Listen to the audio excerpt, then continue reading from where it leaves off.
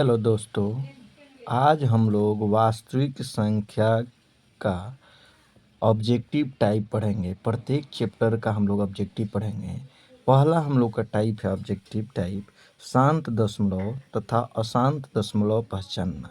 सबसे पहले इसका आपको रूल पता होगा, तभी इसको पहचान सकते हैं। शांत का मतलब होता है जो दशमलव पूरा पूरा कट जाता है उसे शांत कहते हैं, जो नहीं कटता है उसे अशांत कहते हैं। तो ये आपको क्वेश्चन कैसे पूछा जाएगा उसको जानेंगे। आप पहले रूल देखते हैं, शांत कब होता है, अशांत कब होता है। चलिए हम लोग रूल देखते हैं। रूल, जब किसी परिमेय संख्या में p तथा q सौ अभाज्य संख्या हो तो हर q का अभाज्य गुणनखंड 2 के पावर m गुने 5 के पावर m या 2 के पावर m या 5 के पावर m के रूप का हो, वह शांत दशमलव होता है, तथा इसके रूप का नहीं हो वह अशांत दशमलव होता है। ये हम लोग पढ़ लिए। अब एग्जाम्पल देखेंगे। जैसे यहाँ पर मेरा है 5/8, ये शांत है कि अशांत। तो पहले देखेंगे ये सभाज्य संख्या है कि नहीं। p/q के रूप में है। सभाज्य संख्या किसको कहते हैं? जो एक के अलावा किसी से नहीं कटे, तो ये कटेगा नहीं। तो हर का भाज्य गुणनखंड करेंगे, तो हर का भाज्य गुणनखंड करेंगे तो 8 का हो जाएगा 2 गुने 2 गुने 2, तो यानी हो जाएगा 5/2 के पावर 3। तो देखो, तो हर का गुणनखंड करने पर सिर्फ 2 आ रहा है, 2 के पावर m आ रहा है, मतलब ये होगा शांत दशमलव। फिर उसी प्रकार देखेंगे ये कटने वाला है कि नहीं। 6/15 तो कटने वाला है, 3 दूना 6, 3 पचे 15।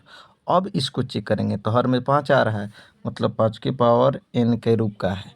तो क्या हो जाएगा? ये भी हो जाएगा शांत। उसके बाद से देखेंगे ये 8/25 तो कटने वाला नहीं है। इसको अभाज्य गुणनखंड करेंगे तो 8/5 गुने 5 हो जाएगा, यानी हर में आ रहा है 8/5 के पावर 2। तो ये क्या हो जाएगा? शांत दशमलव। ये देखो 7/20 है तो कटने वाला नहीं है। इसको लिखेंगे, इसका अभाज्य गुणनखंड करेंगे 2 गुने 2 गुने 5। 20 का अभाज्य गुणनखंड 2 गुने 2 गुने 5 होता है, यानी 7/2 के पावर 2, कुछ नहीं है तो 5 के पावर 1। तो देखिए ये आपका 2 के पावर m गुने 5 के पावर n का रूप का है, तो ये भी हो जाए क्या चीज़? शांत दशमलव। आगे आते हैं यहाँ पर 7/30।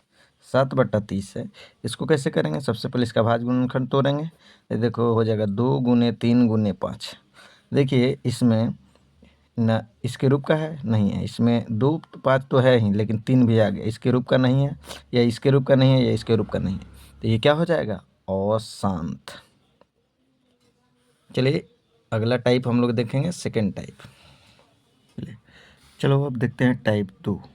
टाइप 2, शांत दशमलव को p/q के रूप में बदलना। जो शांत दशमलव है उसको p/q के रूप में कैसे बदलेंगे? एक एग्जांपल ले लेते हैं, एक नंबर जैसे है 2.737।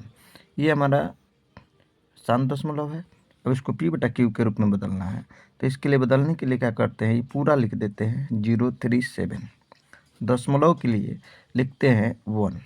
दशमलव के बाद जितने अंक रहते हैं, तो दशमलव के बाद देखिए 1 2 2 जीरो बैठा देते हैं। अगर कटने वाला रहता तो कटाते, नहीं तो ये हमारा हो जाता 37/100। इसी प्रकार दूसरा क्वेश्चन देख लेते हैं। ये आपका आएगा 0.497। इसको बदलना है p/q के रूप में, पूरा टोटली लिख देंगे 497 बटा दशमलव के लिए 1। दशमलव के बाद कितने अंक? 1 2 3, 3 जीरो बैठा था। अब देखो दशमलव के पहले जीरो का कोई वैल्यू नहीं होता है, तो जीरो को हटा देंगे, हो जाएगा 497/1000। एक और एग्जांपल देखते हैं, तीसरा क्वेश्चन। ये अगर है 1.23, इसको बदलना है तो पूरा ऊपर वाला लिख देंगे 123 बटा दशमलव के लिए लिखेंगे 1। दशमलव के बाद कितने अंक? 1 2, तो 2 जीरो बैठा दें। ये हो गया हमको बदलने का शांत दशमलव को। अगले टाइप में देखेंगे अशांत दशमलव को p/q के रूप में बदलना। चलिए टाइप 3, हम लोग को देखना है अशांत दशमलव या अशांत आवर्ती दशमलव को p/q के रूप में बदलना। इसको बदलने के लिए रूल है, जितना है संख्या ऊपर वाले लिख देंगे, तो 0,03। अब देख लो, जितना पर एक रिंग नहीं रहता उसको घटाते हैं, तो 0 पर एक रिंग नहीं है, 0 को घटा लीजिए, और बटा में जितना पर एक रिंग रहता है उतना 9 लिखिए, तो ये हो जाएगा 9। 7 में से 0 घटेगा, 7 बचेगा, तो ये 7/9 p/q के रूप में हो गया। इसके बाद वाला ये है, तो इसको पूरा लिख देंगे, ये हो जाएगा 17। और कितना पर एक रिंग नहीं है? 1 पर, तो 1 को घटाएंगे, और बटा में कितना पर एक रिंग है? 1 पर, तो बटा में 1 9, घटाएंगे, 17 में से घटेगा 16, 16/9, ये आपका हो गया आंसर। सेम उसी प्रकार यहाँ भी करेंगे, सेम उसी प्रकार यहाँ भी करेंगे। 49 में से 0 को घटाएंगे और बटा में 2 गो पर रेकरिंग है तो 2 गो 9, यानी हो जाएगा 49/99। इसको बनाना है तो इसमें भी करेंगे, लिखेंगे 123 और एक ऊपर रेकरिंग नहीं है तो एक घटा लेंगे और बटा में 2 ऊपर रेकरिंग है 2, 2 गो 9, ये घटाइएगा तो आएगा 122 और बटा में कितना 99, हो गया आंसर। तीसरे वाले को इसको बनाना है तो सबसे पहले क्या करेंगे, पूरा लिख देंगे। 0 लिखने का तो कोई फ़ायदा नहीं है, 1 2 3 123, 0 पर रेकरिंग नहीं है 0 घटा लीजिए और बटा में कितने 9, 3 गो पर रेकरिंग है तो 3 गो 9, ये हो जाएगा 123 बट्टा 99। अभी कटने वाला होगा तो कटा लेंगे, तो देखो कट जाएगा 3 से, 3 चौका 12, 3 एकम 3, ये भी कट जाएगा। अब तो कटेगा नहीं, ये हो जाएगा 41/333, यही हमारा आंसर हो गया। अगर आपको वो वीडियो अच्छा लग रहा है तो चैनल को लाइक कीजिए, दोस्तों में शेयर कीजिए और सब्सक्राइब कीजिए।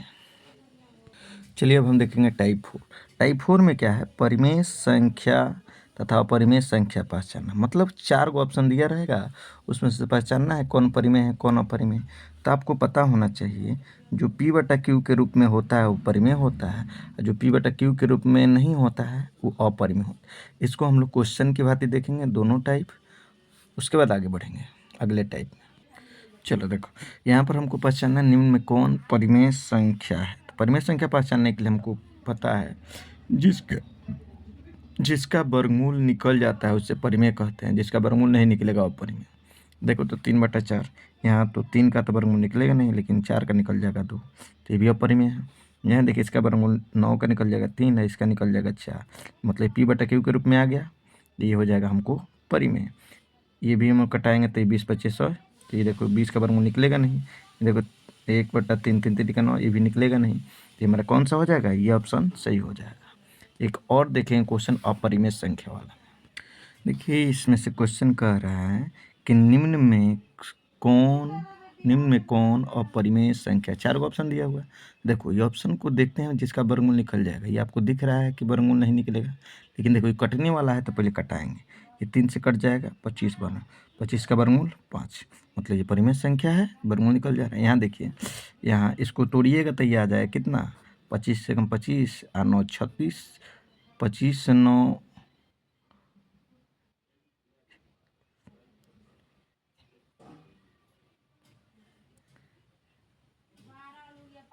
25 9 34 बटा 25, तो इसका वर्गमूल तो निकलेगा नहीं, इसका वर्गमूल निकल जाएगा 25 का, तो ये हो जाएगा, ये हमारा ऑप्शन सही हो जाएगा।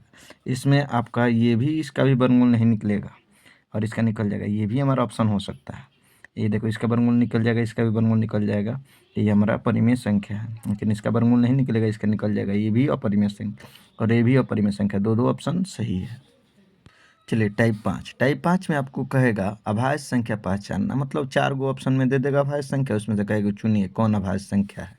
क्वेश्चन देखते हैं। चलिए अगला क्वेश्चन में देखो, निम्न में कौन अभाज्य संख्या है। तो पहले अभाज्य संख्या का डिफिनेशन जान लेते हैं। वैसी संख्या जो एक और स्वयं से विभाजित हो या जिसका गुणनखंड 2 हो, उसे हम लोग अभाज्य संख्या कहते हैं। देखिए यहाँ पर 21 है, 21 देखिए आपको 1 से भी कट जाएगा, 3 से भी कट जाएगा, 7 से भी कट जाएगा, 21 से भी, इसका गुणनखंड 4 गो है, यह अभाज्य संख्या नहीं है। 27 1 से कटेगा, 3 से कटेगा, 9 से कटेगा, 27 से कटेगा, ये भी अभाज्य संख्या नहीं। 31 1 से कटेगा और केवल 31 से कटेगा, मतलब ये क्या है, अभाज्य संख्या, ये हमारा आंसर हो जाएगा। अब अगला टाइप हम लोग देखेंगे, इस पर क्वेश्चन पूछा जाता है, ये 51 भी कट जाएगा, 1 से कटेगा, 3 से कटेगा, 17 से कटेगा, 51 से कटेगा, इसका भी गुणनखंड 4 है, अतः यह अभाज्य नहीं है। चलिए टाइप नंबर 6 कहेगा अभाज्य गुणनखंड विधि से एलसीएम तथा एचसीएफ ज्ञात करें।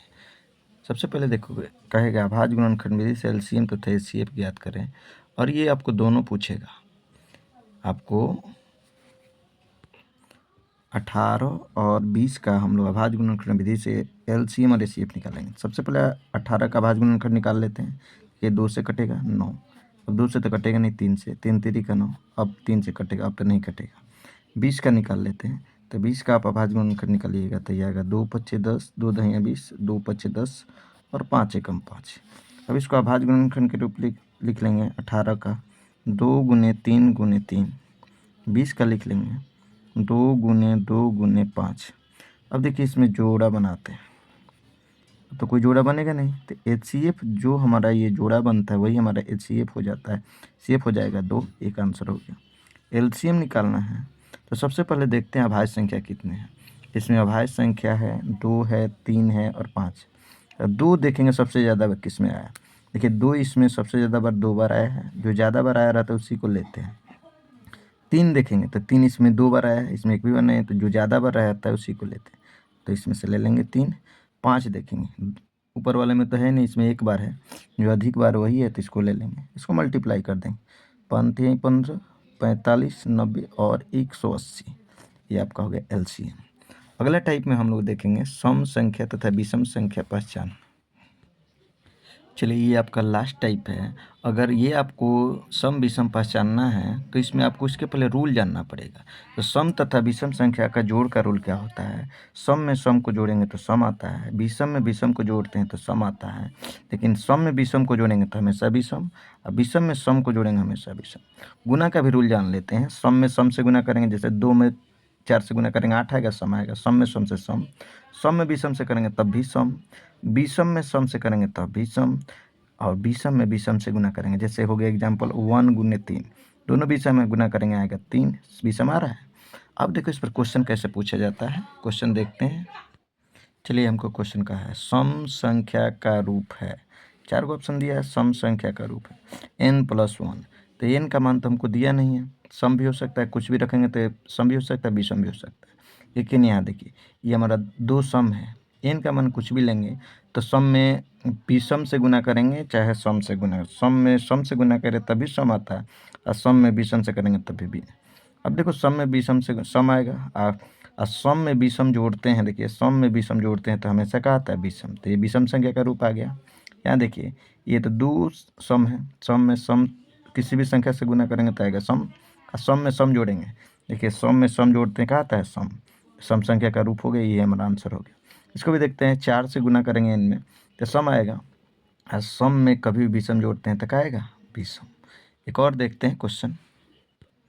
चलिए आपके लिए क्वेश्चन है विषम संख्या का रूप है, इसमें सबको बताना है कौन सा ऑप्शन सही होगा, कमेंट बॉक्स में बताइएगा। ऑप्शन ए सही होगा कि बी सही होगा कि डी सही होगा। अगर आपको चैनल अच्छा लग रहा है तो चैनल को सब्सक्राइब कीजिए, अपने दोस्तों को शेयर कीजिए। ये आज हम लोग का फर्स्ट डे था वास्तविक संख्या का पहला चैप्टर। देखिए ये आपका वास्तविक संख्या का पहला चैप्टर था हम लोग, ये पहला डे है।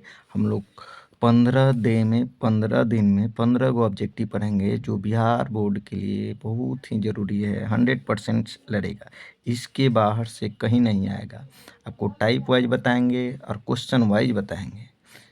अगर आपको इसी तरह से वीडियो को देखना है तो चैनल को लाइक कीजिए, सब्सक्राइब कीजिए और दोस्तों में शेयर ज़रूर कीजिए। Thank you.